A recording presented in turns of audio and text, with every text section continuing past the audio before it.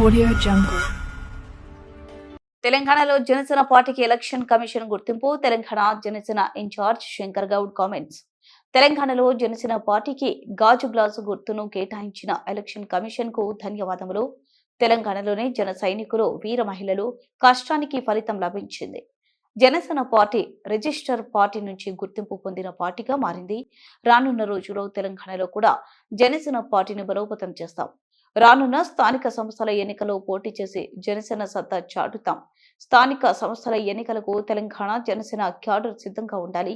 కాంగ్రెస్ ఎన్నికల్లో ఇచ్చిన హామీలు అమలు చేసే వరకు కష్టాలతో కూడి ఈ యొక్క పార్టీని పెట్టిన జనసేన అధినేత శ్రీ పవన్ కళ్యాణ్ గారికి జనసేన తెలంగాణ వ్యాప్తంగా ఉన్న కార్యకర్తలు, వీరమహిళల తరఫున ధన్యవాదాలు తెలియజేస్తున్నాను.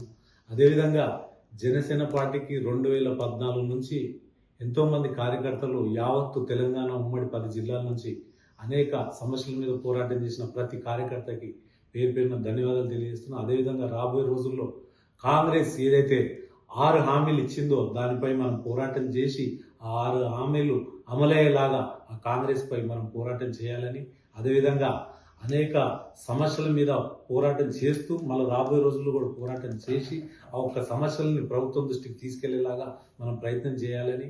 ఎందుకంటే గతంలో ఇంకో పార్టీ ఇంటికో ఉద్యోగం అని చెప్పింది, అది 10 ఏళ్ళు పాలించారు. ఆ తర్వాత 6 గ్యారెంటీలు మేము అమలు చేస్తామని చెప్పుకుంటూ సంవత్సరం గడిచింది కాంగ్రెస్ ప్రభుత్వం. ఇప్పటి వరకు ఎక్కడ కూడా ఈ ఒక్క హామీ తప్ప మిగతా హామీలన్నీ అదే విధంగా ఉన్నాయి. సో మేము రాబోయే రోజుల్లో జనసేన సూర్యులకు తెలియజేయడం ఏమన్నదిగా, ప్రతి ఒక్కళ్ళు రాబోయే రోజుల్లో మనము ఎంపీటీసీలు కానీ జెడ్పీటీసీ కానీ రాబోయే గ్రేటర్ ఎలక్షన్లో కూడా మనం సంసిద్ధం కావాలి. మనం పోరాటం చేసుకుంటూ ప్రజల పక్షాన పోరాటం చేస్తూ జనసేన పార్టీకి బలం చేకూర్చాలని కోరుకుంటూ మరొకసారి ఎలక్షన్ కమిషనర్ వారికి నేను ధన్యవాదాలు.